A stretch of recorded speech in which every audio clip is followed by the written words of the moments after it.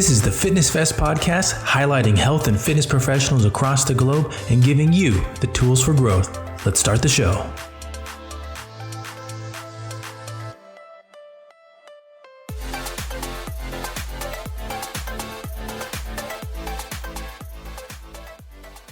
Hello and welcome to the FitnessFest podcast. My name is Tyler Valencia and I'm going to be your host today. So today we have somebody that I've met through Kettlebell Concepts, somebody that has basically started in one path, developed his own organization, his own Kettlebell Education company platform, and then also gone into different areas as well of the fitness industry. We have David Ganulin, the owner of Kettlebell Concepts, on the podcast today. So David, how you doing today?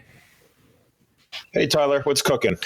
Things are going good. I'm glad to have you on this podcast, especially with things that are going on even within our own realm. If for our listeners out there that have heard me on previous episodes and are wondering, what I do outside of the podcast, working with Kettlebell Concepts is one of those things. I help with putting on the workshops for trainers across the country. So I'm happy that we have the owner on, and today we can kind of share his story and how he got to where he is right now. So David, kick it off for us. What's your story in fitness? Can you give a little background on David Ganulin before starting Kettlebell Concepts, then going to Promotion Vault, and then eventually to Integrity Square?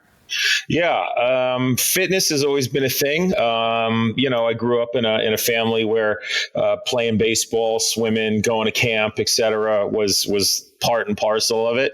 My dad was a Brooklyn guy, so he was always like, "What are you doing this summer?" And it was not like the answer was not you're sitting in playing video games. It was, you're playing sports, or you're working in a warehouse, or you're delivering newspapers or whatever. So it was always a sort of a part of our life growing up in one way or another, Nice. And with getting into exercise, being active, and then eventually leading yourself to Kettlebell Concepts. But before, I believe you worked with Equinox, right? And that's kind of how the start of Kettlebell Concepts came about. Close. Like I had lived in Japan for 6 years, all through high school and college, and then some graduate school. I was studying martial arts, and that was part of my interest in Asia. Eastern philosophy, Zen Buddhism, all that funky stuff, and just kept up with the martial arts and a little bit of boxing specifically. Once I had gotten back from Japan in 2001, in Japan I did some Iaido and Aiki and some things here and there. I had come across kettlebell-like devices while studying martial arts in Japan, and you could just Google them, and they're basically the old like Indian clubs are popular now, and clubs are popular now, and basically it was a stick with a stone on the end of it that they use in certain types of karate. Heavy water jars that they use for grip training. So what used to look like padlocks for karate training while you're doing forms. So those were not kettlebells, but they were sort of operated in the same way. So when I had gotten back in 2001, I had a job as a fitness editor for a company called Woof.com, which is now dead. It was the competitor to askmen.com, which is still around. And it was the early days of .com 1.0. And I was the fitness and wellness editor. And I, quite frankly, even though I was a member of a gym, I had no intention of going into the fitness industry. I became a personal trainer, a multiply certified personal trainer, got into Pilates, etc., to become a better editor. Right. And it was just because I wanted to be as good an editor as I could. And it was then that I came across, back in the day when RKC was first getting started, I came across those guys and said, kettlebells, these are back. They're nothing new because I knew the history, but from a marketing standpoint, this could be the next big thing. And despite every attempt for me to not pay attention to kettlebells, because I had not been an entrepreneur prior to that. I did, it was just not. I didn't think it was in my DNA, but it is apparently. And here we are, many years later. Nice. And from what I know of the early beginnings of Kettlebell Concepts, and even just hearing what you're saying right now, a common theme has been education already. You sought out further education to, be better at your profession, which was being the editor. And essentially that led you on a path where you realized that, okay, education with kettlebells, it's, people want to utilize these tools. Here is a platform in order to teach trainers how to utilize this with their clients. So with that said, with Kettlebell Concepts, I know there's, of course, I know the story in terms of how Kettlebell Concepts, the education part of it, and can you give the listeners a better, maybe some background with Equinox and Dr. Juris and all that kind of good stuff? Yeah, I mean, I think it's important for the listeners to understand that in 2002, I literally was in New York City and walking around from gym to gym, humping kettlebells around New York City. Not fun. Okay. There was one company that was still making them at the time. That was Dragon Door. So it was only one company. And literally every gym, with the exception of Dr. Paul Juris from Equinox, who was last on my list, kicked me out. And these quote unquote celebrity trainers, I won't name names, but most people probably know many of them, said, oh, kettlebells are the same as dumbbells and barbells, or, oh, that's bad for your back, or, oh, this and oh, that. I mean, and there were some people that literally said, you want to swing kettlebells around on my beautiful hardwood floor? Get the bleep out of here. I mean, it's New York City. So, it's people are busy here. So it's like, get out of here. Right. And I said, well, okay. And finally, I had, gotten to see Dr. Paul Juris because of, Adam Cronin. He had made, actually, no, it wasn't Adam that made introductions at that point. It was someone else. I had pestered my way in. I had gotten to see Paul. Paul's like, oh yeah. He was like one of maybe 3 or 4 because the guy's brilliant. I'm still in touch with him to this day from time to time. We'll still chat. And he's like, oh yeah, kettlebells, nothing new. They've been around for hundreds of years. Yeah. Russian athletes. Yeah. Let's do something with them. And that was when he was still head of EFTI, the Equinox Fitness Training Institute. It was a graduate level program back in the day. Equinox, that's why Equinox got the level of reputation that they did. It was Paul who did all that, arguably. And prior to him, Bob Esqueri had really laid the foundation for that. And then Paul had introduced me to Adam Cronin, who was the personal training manager at Equinox Greenwich, and it was like a double sale. We had to, again, '02, we had to convince the trainers that this kettlebell was legitimate and it's been around for a few hundred years, and that it's markedly different from other modalities. Biomechanically, it operates on different energy systems. You have to learn how to use this. It's like trying to become, certified in Pilates or yoga. It's a skill. It's Olympic weightlifting. You can't learn this in a weekend. You can't learn it in a lifetime. It's a lifelong study. And to this day, when I talk about kettlebells, I'm still hammering on about that, as you can tell, because it is a study. It is a study. It's a skill, just like martial arts, just like boxing, just like Pilates, just like anything else, and that was really the beginning of it all. Nice. And, that constant going towards achieving something better, constant working on your craft. I would say that, that goes up with any type of exercise or training, but also with education. I would say, you seek out further education to make your craft better. More knowledge is only going to improve. When you started Kettlebell Concepts, being a part of it now, myself, there's a unique factor that I think trainers can appreciate, and why almost each trainer can, will say that, wow, that was a great program, or wow, I got a lot from it. What was it that when you started Kettlebell Concept that you were like, okay, this is something that we really got to hone in on. We really got to make sure that every program, every workshop, these are the details that we got to make sure that we consistently hit? That's a good question. I would say really the education concepts, like things like motor learning. Now, information processing, skill acquisition. These are concepts that, I have a master's degree in education. I don't have a master's degree in biomechanics or ex-phys, right? So Adam, when he authored the first manual, it read and still reads like a graduate level coursework, right? And that's because his mentor was Dr. Juris, right? And so, the fact that we put this in there and instituted, it's not just how to do a swing, how to do a snatch, how to do a Turkish get up. Like, it's a different way of looking at things. And prior to that, the only people that had things like motor learning in their education curriculum were OTs, PTs, ex-phys people, etc. And then when we finally met, Vince Mezzo, the dean of the exercise science program at the Swedish Institute and current director of education for KBC, like he then went into the manual and even updated it even further, just took it to a whole nother level. So it wasn't really about the marketing and the flashy, website or whatever. It, even though this has been a much longer sort of process, because we were the nerds, right? Like everyone who took KBC was like, damn, that was awesome. And no one, to my knowledge, has ever said, yeah, that was too easy and I didn't get any kind of a workout. So you have to find that, it was always in my head. You have to find that fine balance between kicking a trainer's butt and convincing him or her that they're learning because that's the way they're wired, and actually being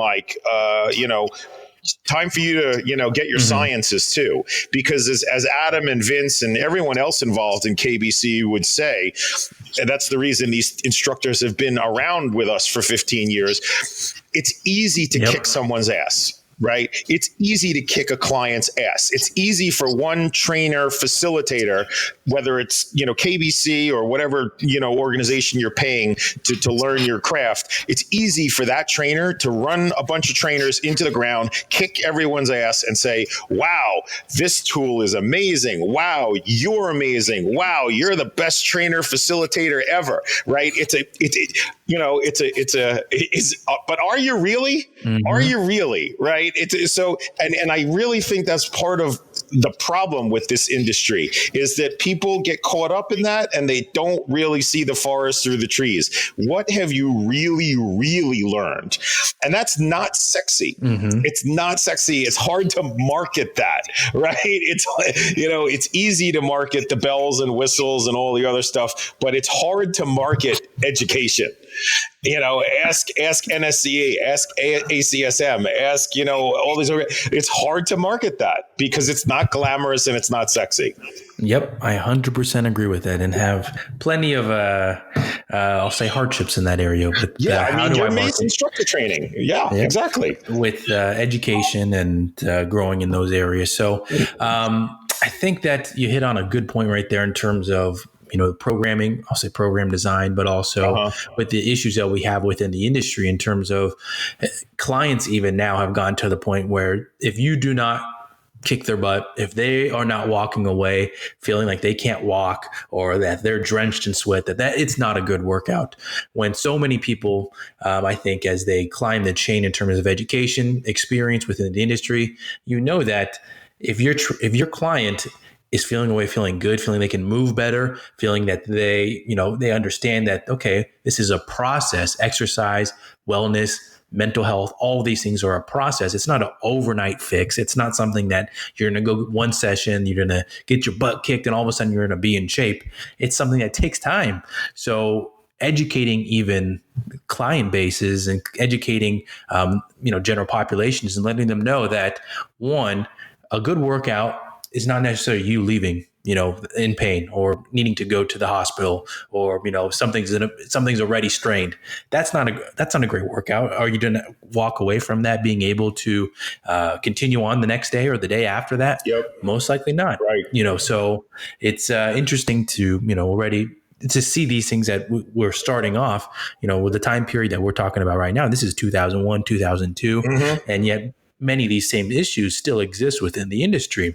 These are issues that trainers will have to face on a daily basis, or even if we're talking about entry-level trainers, when they're learning how to establish themselves within a gym, particularly working on their first sessions, selling personal training, that if they are trying to sell someone on these and trying to get, their first client, these are things that they're either going to have to educate this potential client on, or somehow figure a way around it, because the people are so trained to think one way.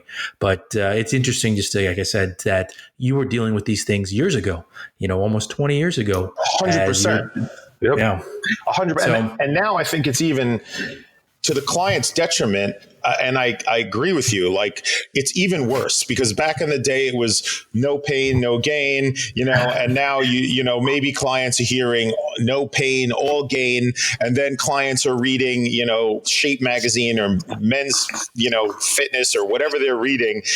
And, they're still thinking, oh, I'm not feeling it. How many times you walk past a client and their trainer and they're like, oh, I'm not feeling it. I'm not feeling it. Yeah.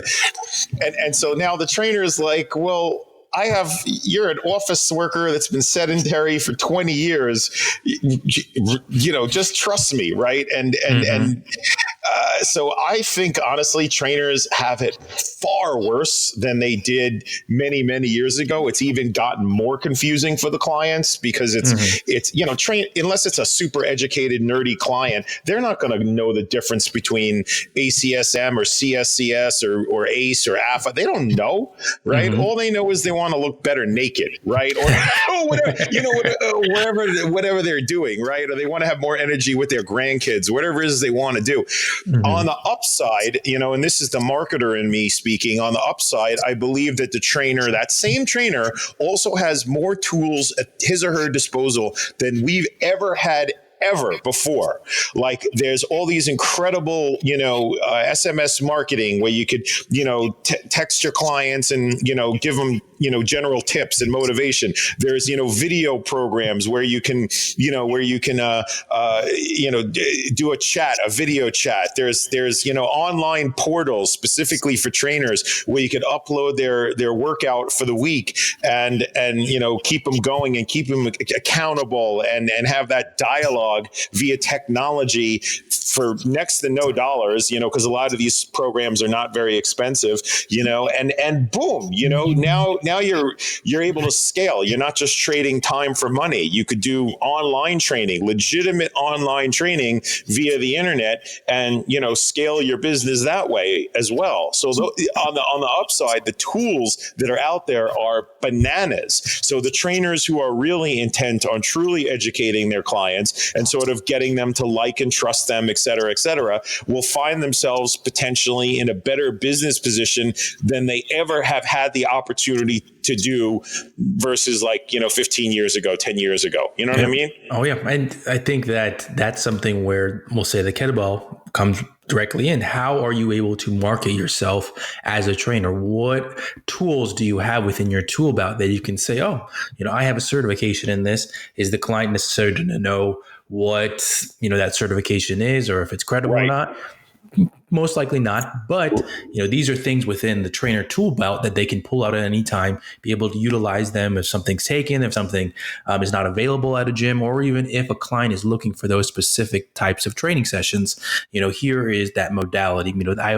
I think it was last week I was talking with somebody about the kettlebell, and still looking at a staff of trainers. Let's say that we have a staff of 10 trainers in this hypothetical gym, and most likely, I'll say right now we'll maybe see 3 to 5, maybe 50% will have a legitimate kettlebell certification. So it's still something that's growing. We're still seeing research, and this is something that I've talked about in workshops, how the research involving kettlebells is still evolving. We're still seeing, we'll say the training and the application of it evolving in research. And the point that I always make is that if we look at research 10, 15 years ago involving the kettlebell, they didn't even differentiate the difference between a squat swing and a hip hinge. Yep. And if anybody that knows anything about kettlebells, these are two completely different things that you're utilizing. And yet in research, the thing that we're supposed to look for credibility, for information, and even application, those are not even differentiated. But yet you'll have to add one of the, I'll say aha, or even the moments I had reading it. And one particular article was I was reading the training protocols for it, and as I'm going through it, I was just like, this is not a kettlebell swing. This is this is a squat swing. Swing. They're talking about the deltoids. They're talking about, the movement. And I'm just like, that's not what is, talked about. That's not what's relevant today. And this was only article that was put out 15 years ago. So the evolution of it, you can talk about the education as it evolves, how you're marketing yourself, and even as the population becomes more familiar with kettlebells. These are all things that are still growing as well with the industry. So I'm trying to. It's interesting. We've gone on some good tangents here that I was like, man, we have, of course, a script that not a script, but some general questions that we want to go through. But now I'm at a point where I'm like, there's so many good things to talk about. Where do I go from here? Sorry, my fault. No, it's a good thing. It's a good thing to have. And I definitely think our listeners will enjoy it because, especially we'll take maybe, with the starting path and with we'll say with kettlebell concepts and getting into this entrepreneurship. I think that a lot of what we hear today is getting a mentor. How a mentor is great for teaching you and helping you evolve in this. Has there been one particular mentor in terms of that helped you get kettlebell concepts rolling and guided you along that path? Yeah, I mean, he showed up way too late in the history of the business. Early on, it was really, Adam and I just busting our butts. And then, of course, Vince, played a big part in really helping us get to the next level when he authored, level 2. And he's got level 3, the final level, cooking around in his noggin somewhere, so that'll happen when it happens. But that really helped us get to the next level. But as far as a mentor, one of the guys who worked at Crunch, a guy by the name of Rob Piella, who owns Gotham Gym in the city, he said, "Hey, I need you to meet this guy, Roger Harvey." And Roger was the COO of Crunch for, I want to say 19 years or 13 years, or it was a while. It was a long time, right? Currently, Roger is the CEO of Switch Playground. And he really sat me down and said, took me through things that, quite frankly, I should have gone through in the beginning. But I'm a New Yorker. I'm an entrepreneur. I'm a hard charger. And for any business owner, especially a small business owner that never had any investment, everyone thought we were nuts. We were certainly way too small for any kind of VC or angel funding. The HALO sector, health, active, lifestyle, outdoor sector, wasn't nearly what it was in 2002. So we got no financing. So all the financing came from the day jobs that I had. We had a little bit of friends and family money, not nearly enough. So my mistake was, and I hope your listeners learn from this, was not being focused on the beginning, not having that mission statement, not having, an idea of who you are and where you want to go. It was all about, because things were operating so quickly back then in 01 and 02, we couldn't keep up with the demand of instructors wanting to get quote unquote certified. We couldn't keep up with it, right? So it was like cash flow. Oh shit, we got to train more instructors. We have to have a master instructor training program. And Vince thankfully really showed up for that. And it's freaking amazing. I've seen if I do say so myself, I've seen master instructor trainings programs from companies that have way more money than we do. And it's not nearly half as comprehensive as what Vince put together for the MI instructor training. And you've seen it, right? Yep. Anyway, like that. Roger was the guy. I'm proud to still call him a close personal friend. And had he shown up earlier in my life, when the student is ready, the teacher will appear, kind of thing. Well, maybe KBC would be significantly bigger than it is now, and we're still doing pretty okay. We definitely made a dent in the universe with the number of people that we trained, and the fact that we're in other countries and so forth and so on. And I always wonder what maybe would have happened had I found a guy like Roger, earlier. But that's a different universe. Oh yeah. Oh yeah. Yeah. With mentors, or even getting into your first job, and the tips that you get, sometimes they come later on in life. And even if we'll say an entry level trainer, even just being a business owner, are you going to even take the advice? That's even part of getting this type of advice. And that's even to say, you met Roger later on in life, but at that point, when you're starting KBC and getting the ball rolling, would you been like, oh, okay, that's good advice? Or I'd say that he came right when you were ready for it. You were ready for somebody with that type of knowledge to put it upon you, and you met him, and now we'll say the rest is history, but still growing. And for myself, when I think about when I started, I'm not saying that I'm so much I guess you could say I'm a veteran person, but I know that. Yeah, you are, man. You got your stripes. Come on. I got stripes, but I know that we personally joke outside of a podcast that I'm significantly younger than some people, and that's okay. Right. But when I started off, I remember there was, I wouldn't call them so for mentors within the gym that I worked at. I was fortunate enough that I worked at a gym that was highly competitive. It was, a staff of, I think, 30 to 35 trainers in a very popular location in the South Bay in California. And essentially, I was lucky enough that my personality was able to get some good advice from some trainers. Mm-hmm. And sometimes people will take that advice and let it go over their head, and sometimes they won't. And looking at where KBC is now, and what you've seen throughout the years, was there something that maybe you wish you knew starting off in terms of how the industry would evolve, or something that you think that, I really wish I knew that when I started KBC? That's a good question. Yeah, I mean, if I think about it now, because even now, it's all about, the best way to learn kettlebells or yoga or Pilates instructor training. It's hands-on, right? Mm-hmm. Good luck trying to, learn Olympic style weightlifting without a physical coach sitting there, right? Mm-hmm. I wish I had known where the internet was going to go, and the advent, or not advent, the proliferation of streaming and the ability to offer courses online.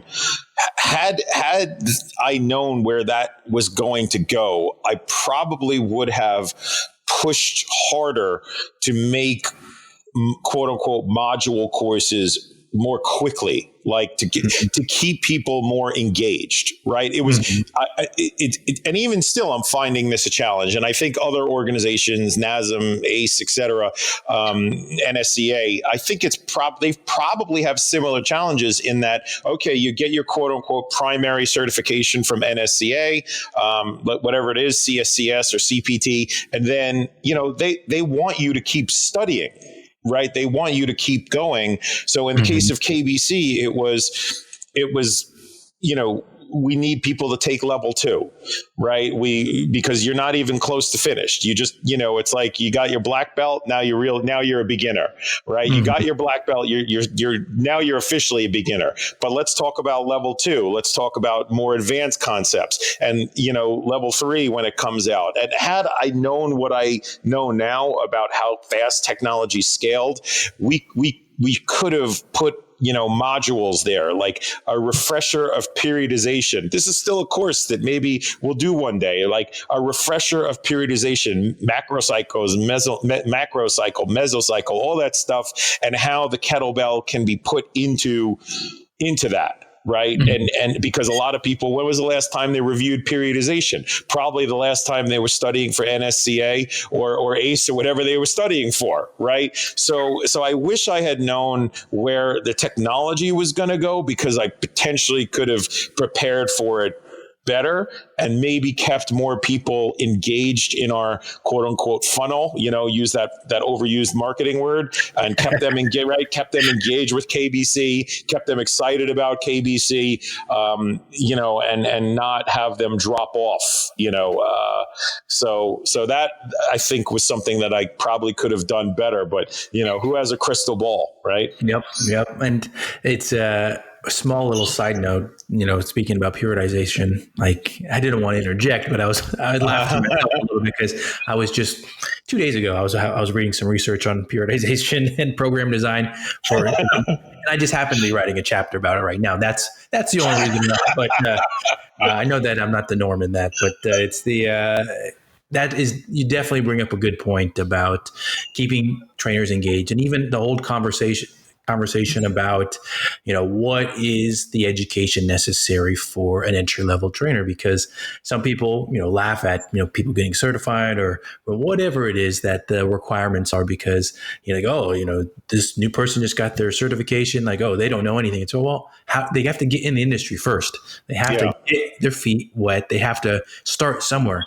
And, I'll say an approach that a company that I own, approach that we're taking to personal trainer education is that we just want to get them in. We want to get them in and keep them engaged, just how you're talking about right now. Yeah. And get them, built up, building their trainer toolbox, because how else are they going to start on their path within the industry? Something that goes along with this is that how long do trainers stay within the industry? How long are they able to keep money coming in? Because that's one of the hardest parts, especially you think about when they start off, they're fresh. They don't know how the grind is for getting that first client or keeping that first client or getting a second. It's a process that takes time, takes experience, and to bring so many people in and so many people leaving at the same time because they can't make a career out of it. These are real issues. And so I think you bring up a good point in terms of keeping people engaged in education, because even if we go back to the beginning of this podcast, we were already talking about education and how important it was for, perfecting your craft. And I think that's something that the listeners, that they can take away from this immediately, is that education is the key for them. You took education because you wanted to improve your craft with your editing job. Right. This led you down a different path in terms of the opportunities that were presented to you. But that's the value of education. You don't know where, if it's you're going to apply it right away with your profession, or if it can, be stored away in your trainer tool belt for later on. So with trainers, they're in a very unique situation in terms of the overall. I know that when I was in college, we were already talking about accreditation, licensure, and where that's going to take the industry. So what are your thoughts, directly on these types of, these are real issues that trainers will have to face. And this is a good opportunity for me to mention what I'm doing now, if that's okay. Oh, please. I'm very lucky to have worked for a guy named Brian Mitchell for a company called Promotion Vault, which provides electronic gift cards for, incentives. Brian is an amazing marketer. Part of Promotion Vault is owned by a company called Integrity Square, and that's Pete Moore. Pete Moore is the founder and CEO. He's went to Harvard Business School. He's a brilliant dude and a really good guy. And what I'm doing now as their VP of communications is helping them really get deals closed. Pete's been doing this for 20 plus years, and they're on the mergers and acquisitions side, a consulting advisory firm, type of boutique investment bank. And long story short, I'm seeing the finance world now. I'm learning finance from an amazing mentor, and I'm seeing what goes on the back end, because there's so much more, and this is beneficial to the industry as a whole. There's so much more private equity that's going into the industry. So to your point, if guys like Pete, and there's, a couple of firms around, can continue to bring in more money into the Halo sector, whether it's the fitness industry and, gyms, boutiques, or, Pilates, whatever the case may be, better for you food companies, better for you supplement companies, whatever the case is, and there's private equity money behind it, then that means that, the person coming out of college can, major in personal training or get an athletic training certification, whatever it is, and enter into a company and know that they don't necessarily have to starve, right? That there is a career path. And yes, with the bigger companies like the Lifetime Fitnesses of the world, there's a career path. But the more money that's in the industry, like the lower, arguably, the attrition may turn out to be, because I'm now a personal trainer, but now I'm a personal training manager, and now I'm a regional director of personal training, and I'm making 80 grand a year, whatever it is, on with bonuses and overrides, and maybe I could become an assistant general manager, and that doesn't necessarily have to be at a big, huge company. Like, there's people who are anathema to working for the big bad corporation, and that's fine. But the more money that comes in, the more private equity money, venture capital, et cetera, there's more opportunity for more jobs. And I really like working for Pete, because he's the type of guy that's not what he calls, and what other people in finance call, vulture capitalists, right? Where they're just they're gonna take over your company, they're gonna kick out the founder, whatever, and people need to be aware that there are not nice people out there, especially there's stereotypes around finance for a reason. Well, about any industry for a reason, right? And some people aren't really that nice, and you got to know what you're getting into. But the fact is, I think people who go into this industry, whether it's on the VC side or the private equity side, or whether it's the personal trainers themselves, whether you want to go into physical therapy, occupational therapy, people go into this industry with a good heart. I'm an optimist, right? They go in with the right reasons, and those right reasons are always buttressed by education, whether it's, kettlebell training, or whether it's, learning how to do marketing appropriately, learning sales skills, learning, how to use an Excel spreadsheet if you're starting from the beginning, or read a profit and loss statement. These are the opportunities now, are so much more, larger than they were back in the day. Like, you could go to, again, and I'm going to plug Halo Talks, because Pete's a really good interviewer. You go to, halotalks.com, and you look at all these podcasts of all these incredible people in the industry. Finance people for private equity, so you can get educated on some private equity stuff. You can go to top gym owners. We had, the CEO of Anytime Fitness, Chuck Runyon, on there. Like, those tools, and it goes back to what I said earlier. Those tools simply, and resources simply didn't exist, 10, 15 years ago, right? But now they're everywhere, right? And that in my opinion, that will keep people in the industry longer. It will get them educated more quickly. It will hopefully make them more money, so they don't have to leave the industry, and they can provide for their families, and whatever the case may be. These are all good things. And, just talking to the point of you start on one path and you end up on another one. Just recently on the podcast that you guys are talking, or that you mentioned right there, you had the COO of, I forgot the chain that he's a part of, but he started off as a personal trainer, and he grew to Mark from Merit Athletic Clubs. Exactly. So that's someone started just like an entry level trainer, grew, worked hard, and now he's the COO of a great chain. So these are, the paths that a trainer coming in, they might not think that they're available, but you never know in terms of how much effort, how much work, what types of tools do you want to put in your tool belt. These are all things that lead to different paths. So it's, it makes me, I'm an optimist as well. It makes me happy to hear another person saying these things, because it too often, we look at what's on social media, or we look at, what's in the news, and we think that, what's going to happen to my job? What's happened to my profession? Or even if we're just talking about specifically social media, we'll think, that person is doing so well because they have all these posts on social media. And, is that the case? Maybe not. Maybe it is. You never know. That's social media.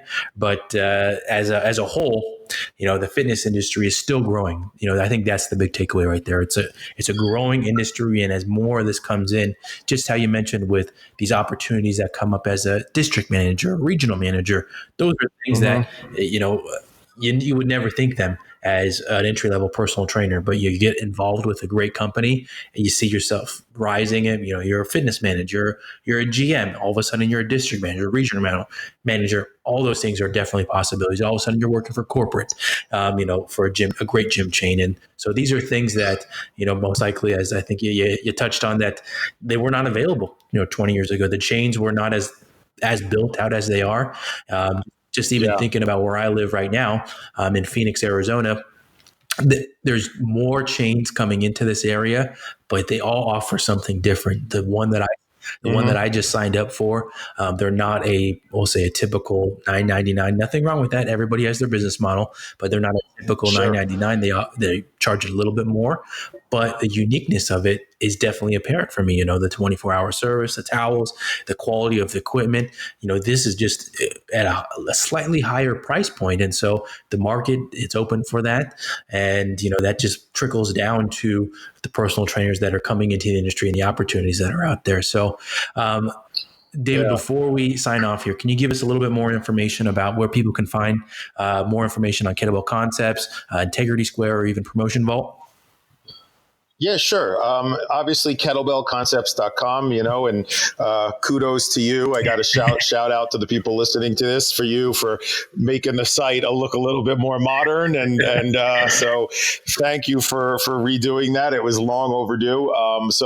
And Halo Talks is HALO, halotalks.com is where they could find the podcast for free. And integritysq.com is where they can go for more information if they want to, reach out to us. Awesome. There. Great stuff today. Really great stuff. I think that the uniqueness of what we talked about today is exactly what I personally want to see more of on this podcast is somebody talking about, just the differences in 20 years of the fitness industry and how it grew. Yeah. And, that just makes it more, we have a very bright future ahead of us for that. So David, thank you again for being on the podcast, sharing your story and sharing how you took one idea and you grew it into a great brand.